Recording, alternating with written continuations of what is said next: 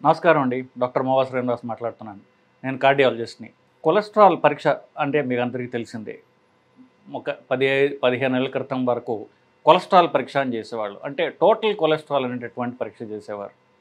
తర్వాత దీంట్లో మంచి, చెడు, ఆ చెడు కొలెస్ట్రాల్‌లో 2 రకాలు ఇట్లా మనకి చాలా వరకు సైన్స్ పెరగడంతోటి కనీసం లాస్ట్ 15 ఏళ్లుగా ఫాస్టింగ్ లిపిడ్ ప్రొఫైల్ అంటూ చేయడం అంటూ జరుగుతోంది. ఇది కూడా మీకు అందరికీ తెలిసిందే.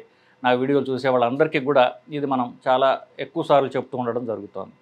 సో ఈ ఫాస్టింగ్ లిపిడ్ ప్రొఫైల్ అంటూ చేసిన తర్వాత దాంట్లో మంచి కొలెస్ట్రాల్ అని ఉంటుంది, చెడు కొలెస్ట్రాల్ ఉంటుంది. చెడు కొలెస్ట్రాల్‌లో బాగా చెడ్డది, అంత చెడ్డది కాదు. ఇట్లాగ 3 సబ్ డివిజన్స్ ఉన్నాయి.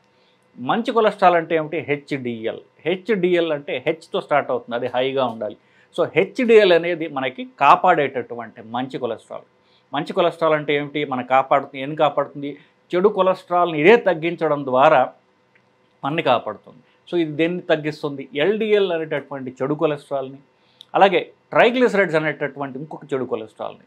సో ఈ ట్రైగ్లిసరైడ్స్ నుంచి ఎల్‌డిఎల్ వస్తుంది. సో ట్రైగ్లిసరైడ్స్, ఎల్‌డిఎల్ ఈ 2 బ్యాడ్ కొలెస్ట్రాల్.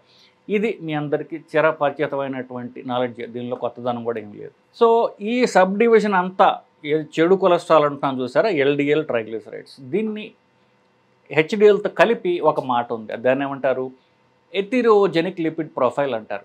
మీరు ఒక 30 ఏళ్ల యువకుడికి భారతదేశంలో ఎవరన్నా సరే మీరు తీసుకున్నట్లయితే వాళ్ళకి టిపికల్ 35 ఏళ్ల వాళ్ళు, ఇప్పుడు యుక్త వయస్కులు అంటాం కదా. సో యుక్త వయస్కులు అనుకోండి, 30 ఏళ్ళ వాళ్ళందరూ కూడా ఉంటారు, కొంచెం లావుగా ఉంటారు, చిన్న పొట్ట ఉంటుంది వాళ్ళకి, షుగర్ బీపీలు ఉండవు వాళ్ళు.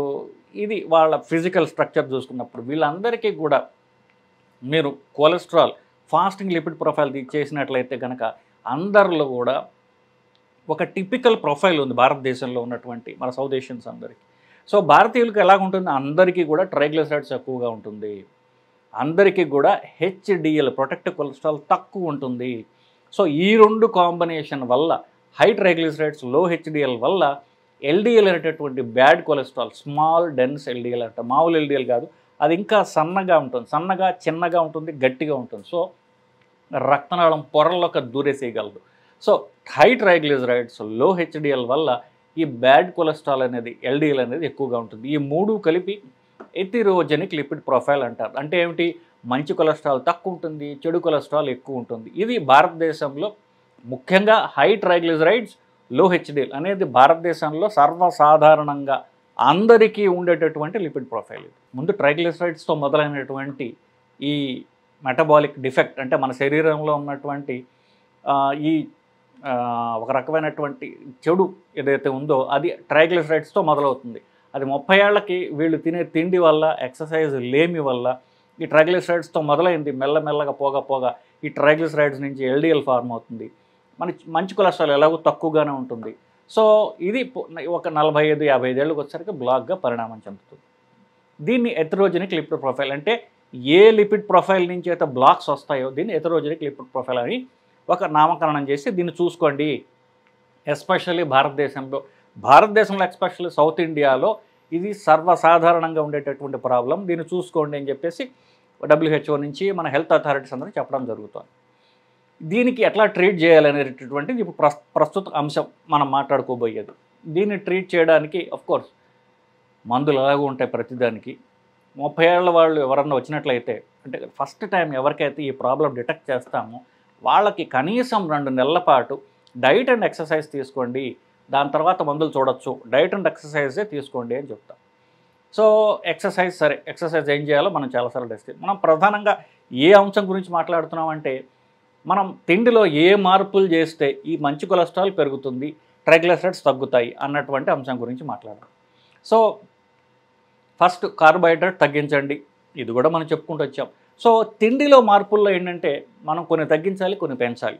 చెడు తిండి తగ్గించాలి, మంచి తిండి పెంచాలి. చెడు తిండి ఏమిటి? కార్బోహైడ్రేట్స్, రైస్, పండ్లు, చక్కెర, అలాగే దుంపలు, ఈ 4టిని తగ్గించాలి. రైస్, దుంపలు, చక్కెర లేదా బెల్లము, పండ్లు లేదా తేనె. సో మళ్ళీ వస్తా, రైస్, అన్ని రకాల రైసు, పండ్లు లేదా తేనె, చక్కెర లేదా బెల్లము, 4వది దుంపలు. ఈ 4టిని కార్బోహైడ్రేట్స్ అంటాం. ఈ 4టిని తగ్గించుకోవాలి. పెంచాల్సిందేమిటి? దీన్ని స్ట్రెస్ చేద్దాం ఇప్పుడు. మనం ఎక్కువగా ఏది తీసుకోవాలి, ఏది తీసుకుంటే మనకి హెచ్డిఎల్ పెరుగుతుందో అది తీసుకోవాలి. సో ఇక్కడ మనం చిన్న స్టోరీ చెప్తాను మీకు.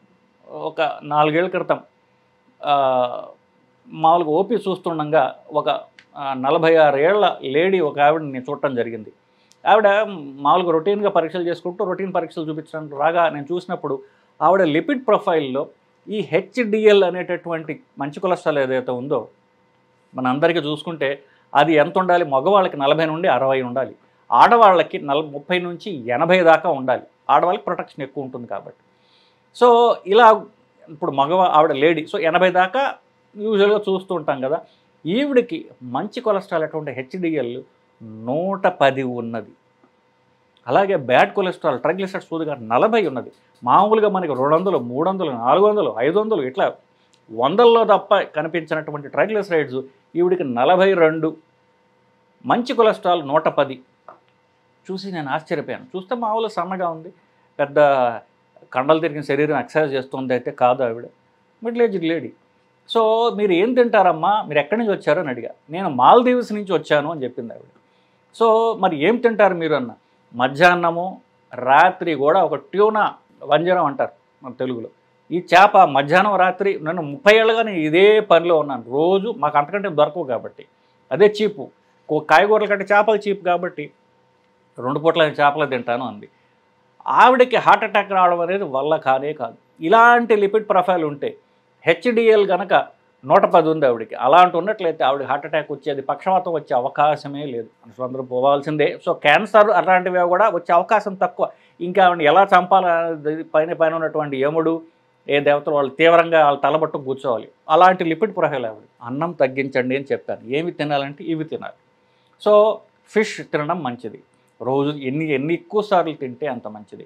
WHO వాళ్ళు అయితే కనీసం వారానికి 2 సార్లు ఫిష్ తినడం అనేది అవసరము అని చెప్పి వాళ్ళు రికమెండేషన్లో చెప్పారు. చేపలు 2 సార్లు కంటే ఎక్కువ తింటే ఎన్నిసార్లు తింటే అంత మంచిది. ఈ మాట అంటే చాలామందికి నొచ్చుకోవచ్చు.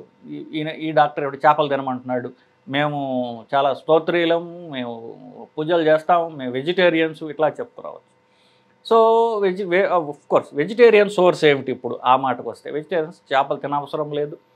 చేప లివర్ ఆయిల్ ఉంటుంది, fish liver oil, card liver oil అంటారు. సో అది క్యాప్సూల్స్ లాగా వస్తుంది. అది 2 క్యాప్సూల్స్ రోజుకి మీరు తీసుకోవచ్చు. నిజానికి ఈ చేపను ఇప్పుడు ఈ మంచి కొలెస్ట్రాల్ అయినటువంటి హెచ్డిఎల్ చూసారా, అది నిజానికి ప్లాంట్స్ నుంచే వస్తుంది. కానీ చేపలు అవి సముద్రంలో ఉన్నటువంటి మొక్కలు. సో ఈ చేపలు సముద్రంలో ఉన్నటువంటి మొక్కల్ని తినడం ద్వారా ఆ మొక్కల్లో ఉన్నటువంటి ఈ మంచి పదార్థాలు ఒమేగా 3 ఫ్యాటీ యాసిడ్స్, ఇవి సముద్రంలో ఉన్న చిన్న మొక్కల్లో ఉంటాయి. ఆ మొక్కలు ఇవి తింటాయి కాబట్టి ఆ చేపల్లో పేరుకుపోతుంది. అది ఆయిల్ రూపంలో చేపలు ఉంటుంది. ఆయిలీ ఫిష్ అన్నమాట. ఏ చేపల్లో అయితే ఎక్కువ ఆయిల్ ఉంటుందో వాటిల్లో ఈ ఒమేగా 3 ఫ్యాటీ యాసిడ్స్ ఎక్కువ ఉంటాయి. అది అవసరమైంది. సో ఈ ఆయిల్ చేప తింటే వస్తుంది. ఆ ఆయిల్ ఎక్స్ట్రాక్ట్ చేసి క్యాప్సూల్స్ రూపంలో ఇస్తున్నారు. అదేనా తినచ్చు. నాకు అసలు చేప కాదు కదా, చేప వాసన కాదు కదా, చేప ఆయిల్ కూడా నేను తిన్నాను అన్నట్లయితే కూడా మనకి న్యాచురల్ సోర్సెస్ ఉన్నాయి. అవేమిటి? 2 రకాల గింజలు ఉన్నాయి. ఒకటి సబ్జా గింజలు, రెండవది అవిసె గింజలు. సో ఈ అవిసె గింజల్లో అయితే వెరీ హై సోర్స్ ఆఫ్ ఈ omega 3 fatty acids. Almost like ఆ గింజల్లో ఆయిల్ ఎంత శాతం ఉంటుంది? 55% ఈ అవిసె గింజల్లో ఈ ఒమేగా 3 ఫ్యాటీ యాసిడ్స్ ఉన్నటువంటి ఆయిలే ఉంటుందని మనకి స్టడీస్ చెప్తున్నాయి. సో మీరు చేప తినగలిగితే చాలా మంచిది. లేదా కనీసం చేపలో ఉన్నటువంటి ఆయిల్ క్యాప్సూల్స్ వేసుకుంటే సరిపోతుంది. ఈ 2 కూడా మీకు తినడానికి అభ్యంతరం ఉన్నట్లయితే కనుక రోజు ఒక గుప్పెడు అవిసె గింజలు లేదా సబ్జా గింజలు, బెస్ట్ అయితే అవిసె గింజలు, ఇవి తినడం ద్వారా మంచి కొలెస్ట్రాల్ అనేది పెరుగుతుంది. చెడు మానవలసినవి ఆల్రెడీ మీకు చెప్పడం జరిగింది. సో ఫైనల్లీ టూకీగా చెప్పాలంటే మన కొలెస్ట్రాల్ కొలెస్ట్రాల్ వల్ల బ్లాక్స్ వస్తాయో అది హెటెరోజెనిక్ లిపిడ్ ప్రొఫైల్. దాంట్లో ట్రైగ్లిసరైడ్స్ ఎక్కువ, హెచ్డిఎల్ తక్కువ ఉండడం అనేది భారతదేశంలో ప్రతి వాళ్ళకి సర్వసాధారణంగా వయస్సుతో నిమిత్తం లేకుండా మనం చూస్తున్నాము.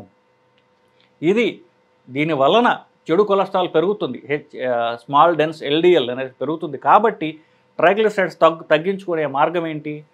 రైస్ తగ్గించడం, కార్బోహైడ్రేట్స్ తగ్గించడం. మంచి కొలెస్ట్రాల్ పెంచుకునే మార్గం ఏమిటి?